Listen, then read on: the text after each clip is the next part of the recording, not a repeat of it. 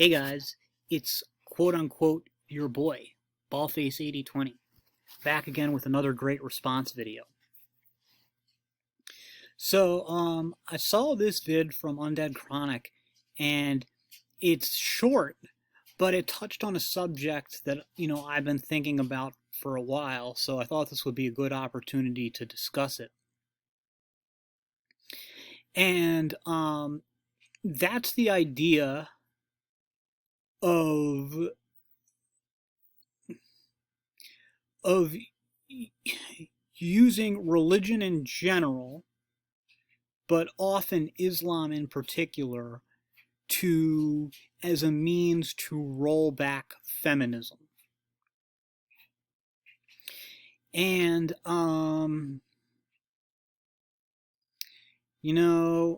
think that we should probably just let the girls speak and let Undead Chronic have his piece before we get into it, because I think if you guys have been around the manosphere and stuff, you may be aware of this newer variant, and certainly, with the fall of Afghanistan to the Taliban, we've seen people in the manosphere, saying that this is great. We're going to have, thought patrols in Afghanistan to stop Afghan women from sleeping with the biggest chadam they can find, or some shit like that. You know how it goes.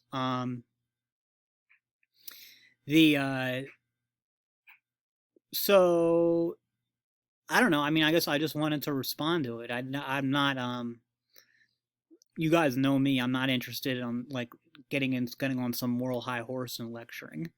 At least not from a protect women from misogyny way. But I don't know. Like I said, let's let her speak and let Undead Chronic speak, and then I can respond. So I was talking to this guy about possible marriage. Before I continue, men, please do not propose to me in the comments at a super... Why would I want to propose to a woman with a caterpillar on her forehead? I'm not interested in my kids looking like Sid from Ice Age. Thank you very much. Annoying and creepy, and no, just don't. Anyway, so I was telling him that I'm about to graduate with my bachelor's degree and I want to go to grad school for chemistry. And he says, well, why would you do that? You want to have kids, don't you? And I said, yeah, of course I want to have kids, eventually.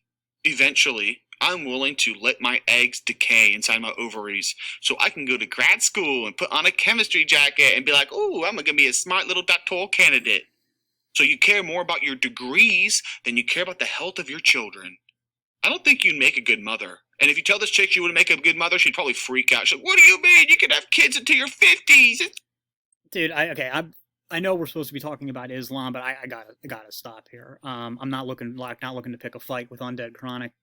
God knows I don't want him to make one of his roast videos about me. What the fuck, man? You don't think she'd make a good mother? What the fuck has she said that makes you think she wouldn't be a good mother? She seems like a pretty normal person to me. And you're saying what, because she doesn't want to get married right now, that's going to make her a bad mother? Well, dude, I fucking hate to break it to you, but the best mothers tend to be the ones who do wait and not the ones who get knocked up early. I mean, it's very common here for middle and upper class. I don't know what it's like in the rest of the world, but in America, middle and upper class women to not start having kids until they're 30, early or later. None. Some start earlier, and that's fine. And then there's this Stephen Molyneux obsession with eggs thing. I mean, yes, well, I don't know if technically you can have a baby till your 50s. You would probably be pushing your luck there on the health status. But I mean, there's plenty of women. Yes, the longer you wait, if you're 40 and having a baby as a woman, there's higher chances that kid's going to have problems. The kid's going to have birth defects. I mean, or not going to be as good as he was, but everything's a trade-off. It's like a higher chance. You're taking a little bit more of a risk, but it's not like it's guaranteed or it's 100 times greater risk. It's just more of a risk. And really, the thing is, if if you're going to have 3 kids or something, well, each kid, there's going to be more likelihood, no matter how young you start, that the baby is going to get increasingly more likely to have birth defects. It's not like there's some magic cutoff at age 25 or 30 or some shit like this. This is a manosphere thing that is just really crazy and gross and creepy, and I don't get it. It's like this, obsession with women's fertility. And, Stephen Molyneux was the worst offender here. But, when Stephen Molyneux was, Twitter sucks. I fucking hate Twitter. I'm against all their bannings. I think that with Anglin and with who's the other guy, with Milo, that they had a point with. I don't think those guys should have been banned either. It's because maybe Anglin, because he was definitely organizing harassment on Twitter, like actually organized. So like that case, maybe they did need to, you need to get people like that off the platform. But Milo was accused of doing it. I'm not sure he actually did it. I don't believe he was. But I can understand stuff like that. So Stephen Molyneux, in my opinion, did nothing to deserve getting banned. It should not have happened. But I wasn't sorry at all to see him go, because I couldn't stand listening to his spurging about women's eggs. It was just so fucking weird. So yeah, I know that's kind of an aside. All right, let's see. But yeah, we'll just go back to the video. 2022. No. You care more about your degrees, your prestige, and you care about the health of your children. And this is why you Western women who chase your careers are unfit for marriage and unfit for children. You don't actually love them. Oh my god. Oh my god. I can't imagine somebody telling my sister-in-law that she doesn't love her kids, because she has a career. Are you kidding me? Oh my god. Has Undead Chronic ever met any, professional women who have kids? Their kids are their life. Their kids are their life. They sacrifice a lot of their career. I mean, the 3 months of their career at least, because I know that in both cases with my sister-in-law's kids, that they held her career back. And, my sister missed time from work too for her kids, but I don't know if that really held her career back, because she doesn't seem interested in advancing. But this is insane. Can you believe that somebody would say that? Because a woman cares about her career, it means she doesn't care about her kids? That it goes against, I just have to wonder, if, again, has this guy met any professional mothers?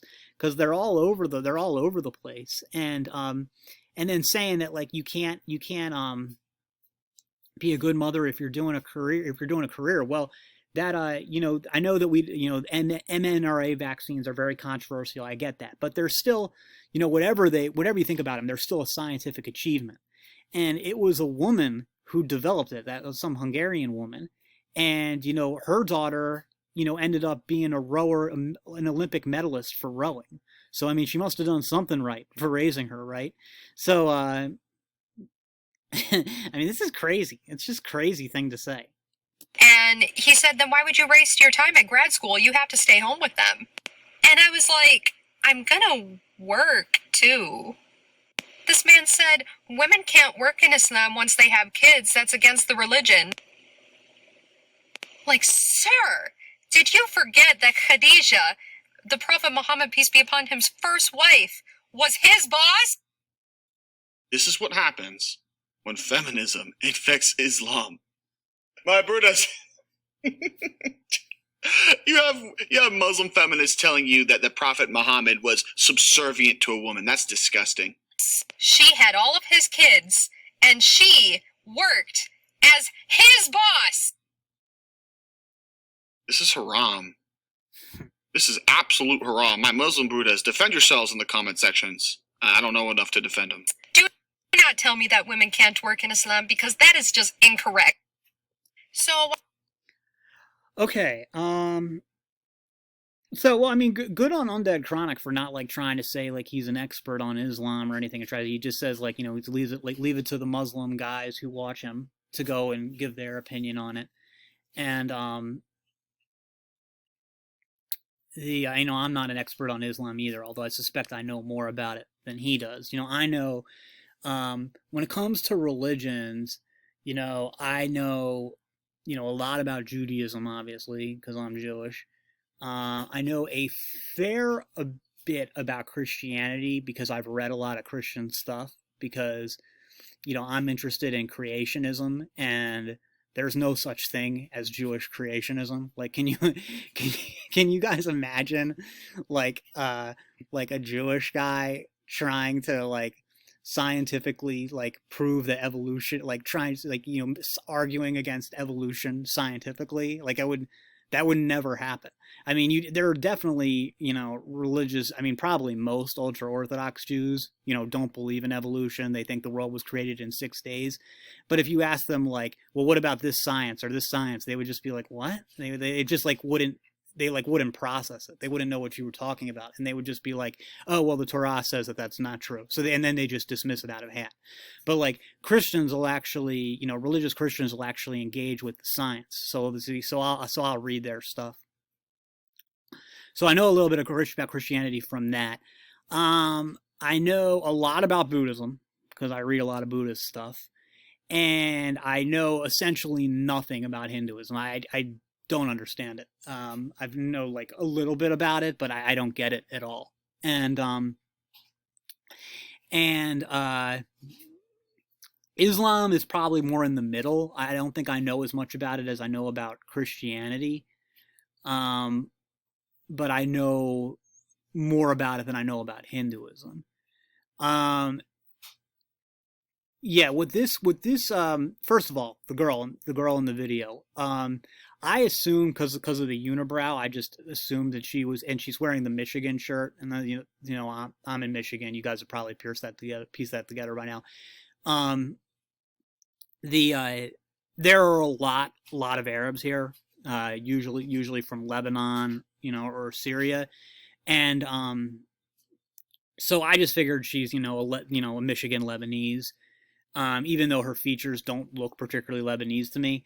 But I figured, with the unibrow, I guess she is. Apparently, people in the comments are saying that she's actually Italian American and she just converted. So okay, I mean, I guess that explains it. You certainly can be Italian and have a unibrow.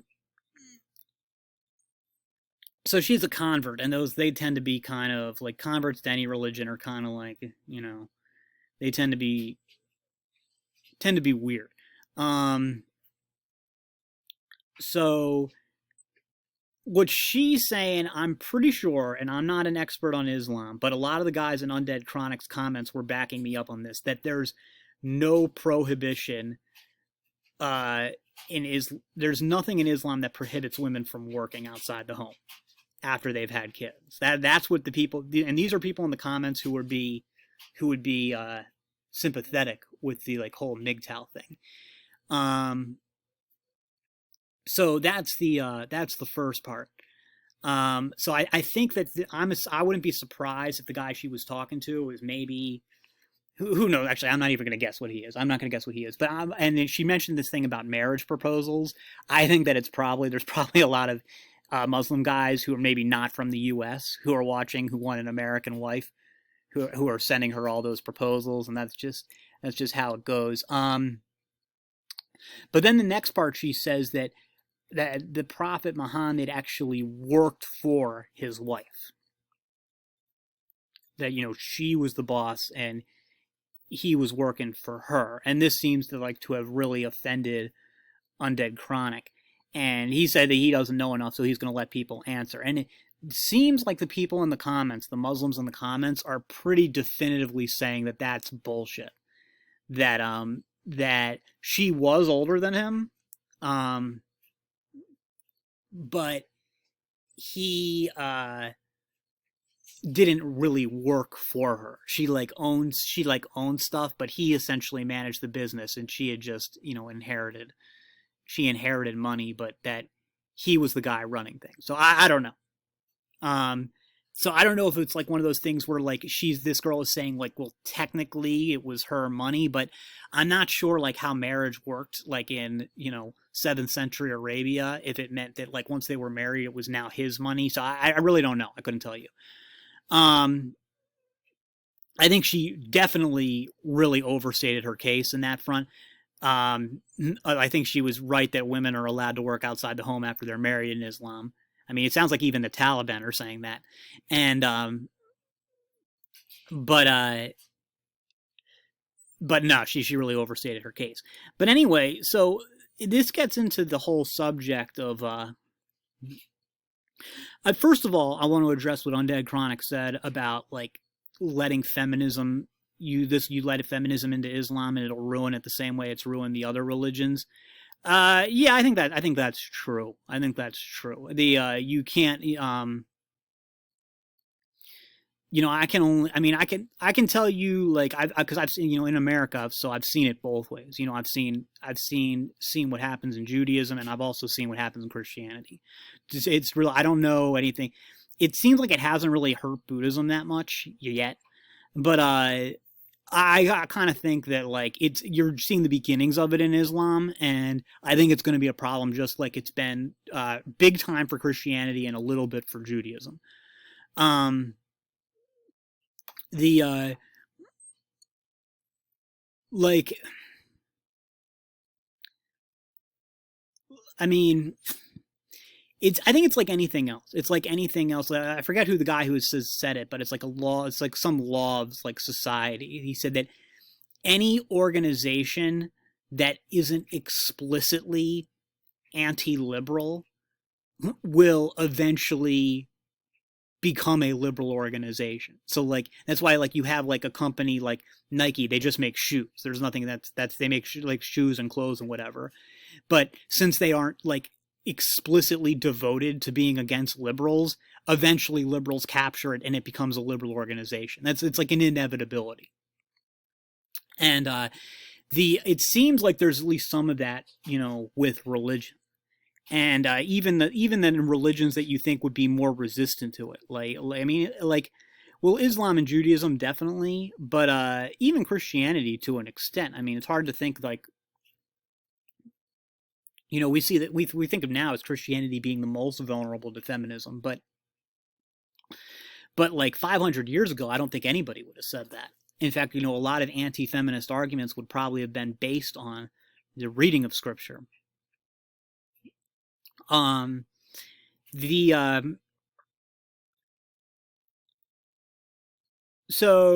no, I think that Undead Chronic is right about that. This is going to be a problem for Islam going forward, having to deal with and this, from what I've heard from guys I know who live in the Middle East. I'm not talking about Muslim Americans. I'm talking about guys who live in like Muslims in the Middle East.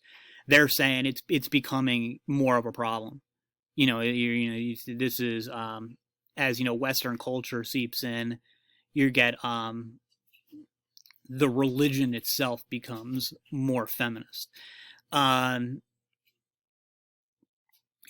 and as for what you can do about that, I don't know, man. I mean, I can tell you that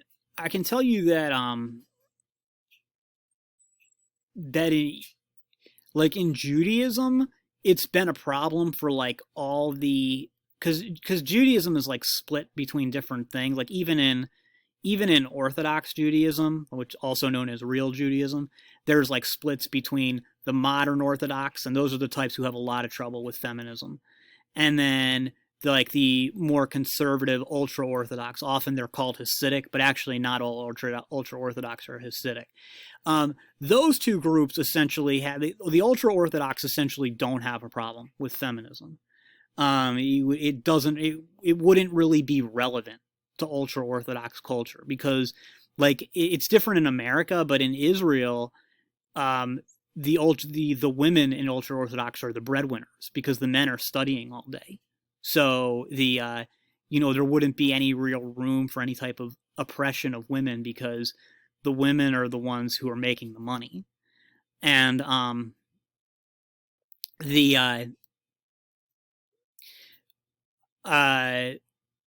and then as for like you'd say, like it's like things like women in politics, it's not really relevant there either because only a man can be a rabbi, and the politics is completely. I mean, like the ultra Orthodox in Israel, and the ultra Orthodox in the United States is the same thing.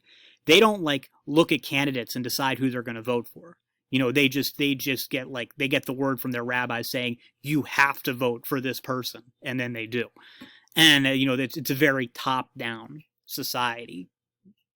So it's not really relevant, to it's not really feminism just isn't relevant, because any woman who doesn't want that lifestyle, who doesn't want to have 5 to 7 kids and work full time while raising them, while her husband studies and doesn't really contribute a lot of money, while voting for whoever the rabbis tell her to, any woman who doesn't want that life leaves, and she goes and does her own thing. So so there's no real feminism just isn't relevant, because if feminism is something that interested you as a woman, you'd leave. The Christianity though isn't as communal. So it's had feminism is able to really, you can be in the church but also kind of live in the secular world, whereas the ultra orthodox live completely in their own world. They have nothing to do, or very little to do, with secular society. Lots of them have never even seen a television, and so they're but Christianity is not like that. Christianity, you can be a religious Christian, but your life is totally in the secular world. Your friends are secular, maybe your families are secular, and stuff like that. So it's there's more cross fertilization of ideas. Islam may kind of have a similar thing going, where you can be a religious Muslim, but still, friends with secular Muslims, or have family who are secular Muslims, or maybe there's different levels of observance within your family, stuff like that. I guess I don't know a ton. So there's more danger there of these liberal ideas getting involved, and certainly ideas like feminism. But anyway, so I think the main thing I wanted to talk about, now that we're almost 23 minutes into the video, is I'm not going to single anybody out, and but a lot of the comments there's a recurring theme in the comments, and that's in the comments, it's all about how well, she wouldn't talk this way if she was in Afghanistan. No, Islam says this and stuff, or then some are saying, well, actually Christianity is also anti-feminist, and you guys, if you've been around the manosphere, you're familiar with it. It's all the same stuff. So like I said, it gets back to this this fantasy of Islam as as going to be the salvation against feminism. Or maybe not Islam per se, but the Islamic world, and you see it in places like Afghanistan, and I think that's very naive, because one thing that I would actually cite is there are people who are saying, well, she wouldn't be talking this way in Afghanistan. No, you're right, she probably wouldn't. That's true. However, you have to consider a couple of things. One is, Afghanistan is far and away the most extreme country when it comes to, the Taliban in Afghanistan are the most extreme country when it comes to women's rights, or lack thereof, in Islam. Far and away the most extreme. And there's really no country that even comes, well, I would say Saudi Arabia maybe kind of comes close. But that's pretty much it. And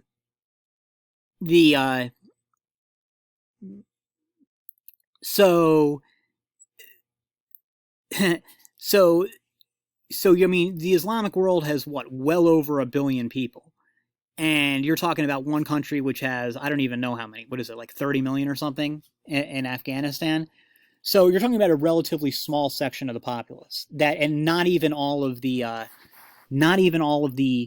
populace is under Taliban rule, although it looks like it is kind of going that way. And then we know from public opinion polls in Afghanistan that even there, most people are more moderate. In the most extreme country, most people are more moderate. I'm talking about most men on the subject of women's rights than the Taliban is. But then there's another thing that needs to go by, which is that Afghanistan is kind of exhibit A of why you shouldn't expect Islam to be this, anti-feminist force, because the Taliban today are not the Taliban of the 90s. Like, yes, they're extreme. Yes, women's rights are much more limited under the Taliban than they were under the U.S. occupation government. But, back in the 90s, women were really oppressed in Afghanistan. It was really bad. There was they basically couldn't be educated. They essentially, it was really bad. They couldn't be, they couldn't be medically treated and stuff. And now they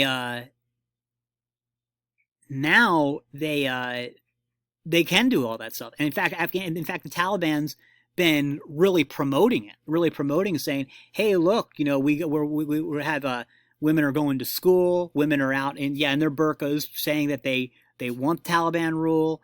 They're saying, Islam protects women's rights." So now the way the Taliban's method of government, or the rights women have under the Taliban, are certainly not acceptable to Westerners, even non-feminist ones. I get that.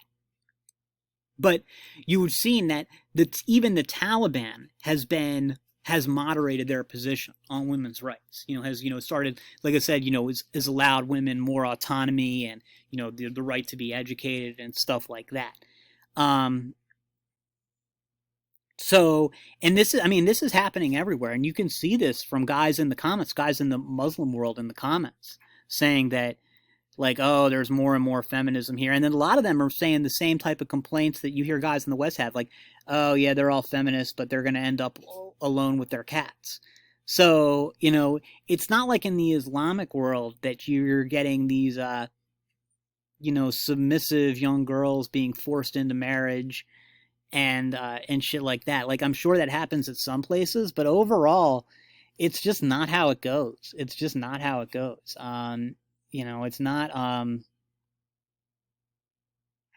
women's rights are, it's pretty much happening everywhere. In fact, I wouldn't be surprised if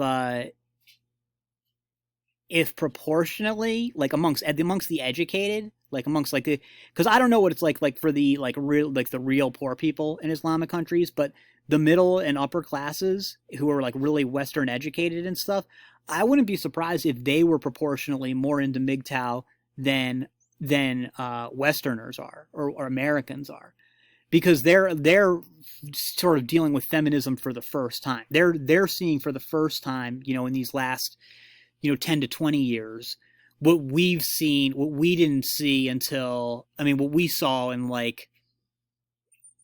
I think that's kind of the full first and second waves of feminism. So what we saw in the 10s through the 60s with first and second wave feminism. So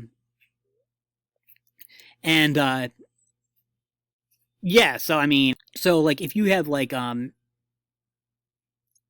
I see it with more with our side. We see it more with Christianity, because not a lot of Muslims on the American far right.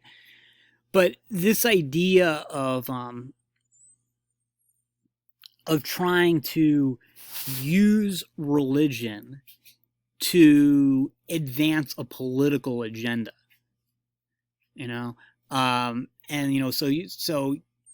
usually on our side, people on our side, they're trying to use Christianity to advance all kinds of agendas, all kinds of political agendas. But one of the things, on the manosphere at least, they're trying to do the anti-feminist agenda. Not saying that there's necessarily anything wrong with the anti-feminist agenda. What I am saying is the problem is when you try to say, when you trying to use religion as a means of promoting a political goal. Because what I would never say, the worst thing to say, is that politics and religion need to be completely separate. Keep your religion out of my politics. Fuck that shit. No. Fuck that. That's not what I'm saying. But what I am saying is that if you really are a person of faith, that then it would be the other way around.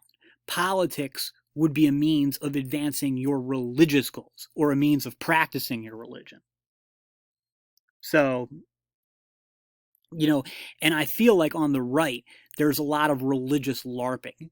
These people who they're not really religious. They like to talk a good game about Christianity, and maybe you're gonna start seeing some of that with Islam too.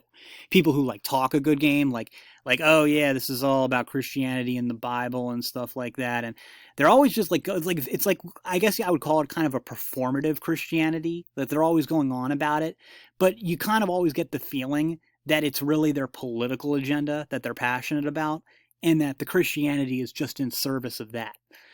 And I wouldn't be surprised if you start seeing that in the Islamic world, where you have kind of like, the Islamic world develops its own alt-right, where they talk, about traditionalism and Islam and stuff, and they, go on like, oh, they start saying like, oh, this is all about Islam, but really it's just because they're trying to advance a political goal, and they're going to say, but, they're going to use Islam as, in service of that political goal. The same way that people on our own side, use Christianity as in service of their political goals. I've seen it in Judaism. It doesn't really happen in America, but in Israel, it definitely happens. Where people have political goals, and they use Judaism as in service to that. Now, I don't really know if it happens in Buddhism or Hinduism. I think it does happen in Hinduism, but I don't know. I don't think it really happens that much in Buddhism. Well, that's not true. Maybe a little bit in that. What's that country where they're always where the Buddhists and the Muslims are fighting? Is it Myanmar or something? Well, I don't know. Anyway, this was kind of a ramble. Sorry about that. That's all for now, and I'll see you guys in the next.